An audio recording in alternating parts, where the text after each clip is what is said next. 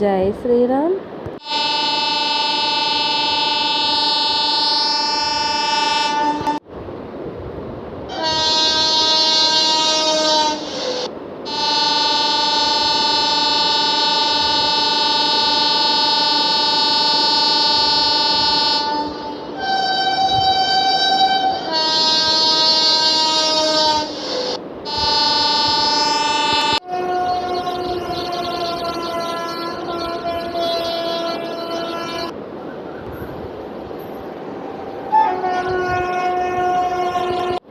చూశారు కదండి, ఇది Chennai central railway station.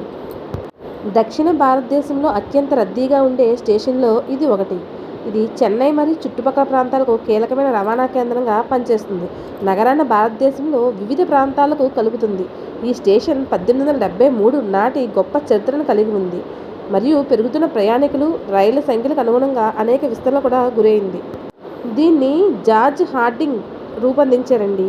Station యొక్క ఎర్ర ఇటుక భవనం ద్రావిడ నిర్మాణ శైలికి ఒక ఉదాహరణగా చెప్పుకోవచ్చు. పరిసరాలు అయితే చాలా శుభ్రంగా ఉన్నాయండి.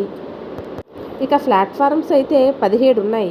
వాటిలో 12 అయితే ఎక్కువ రైళ్లకు, 5 అయితే సబ్మెరైన్ రైళ్లకుగా డివిజన్ చేయవచ్చు.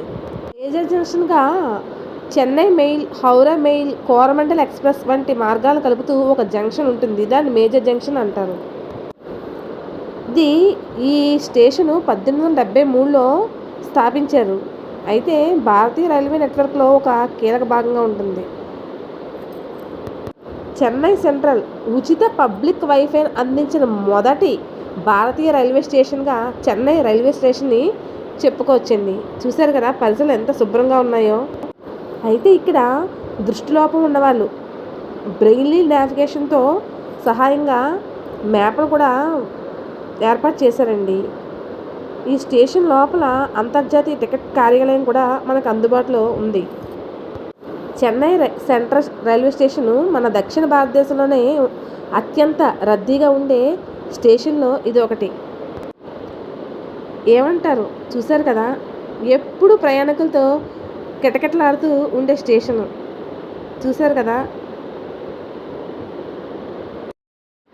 ఆగండి, ఈ వీడియోని అప్పుడే క్లోజ్ చేయకండి. మీలో ఎంతమందికి తెలుసు, ఎంతమంది చూశారు? చూస్తే చూడండి. నమస్తే.